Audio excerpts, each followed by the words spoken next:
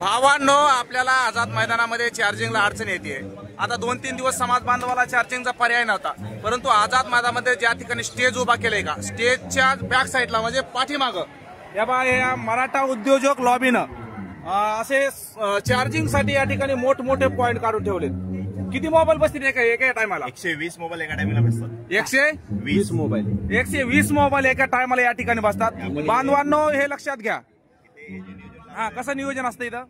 तुम्ही मोबाईल चार्जिंगला आम्हाला द्यायचा, आम्ही तुम्हाला आमचं कुपन देऊ। टोकन देणार। त्या टोकनच्या मागे मराठा उद्योग लॉबीचा लोगो असेल, ते टोकन तुम्हाला भेटेल।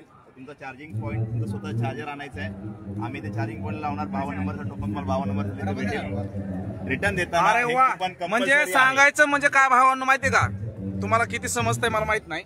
म्हणजे असं यार टोकन आहे आपलं, हे गाडी हे किती 54 आहे, हे टोकन नंबर 54 आहे। आता ह्या बोर्डवर सुद्धा येणे असे नंबर टाकले, समजा उदाहरणार्थ हा 54 आहे, म्हणजे हे टोकन तुमचं आणि हे 54 नंबरला चार्ज तुमचं। तुम्ही चार्जिंगला लावून इथून निघून जायचं कुठं पण, वापस यायचं आणि यांना हे टोकन वापस द्यायचं।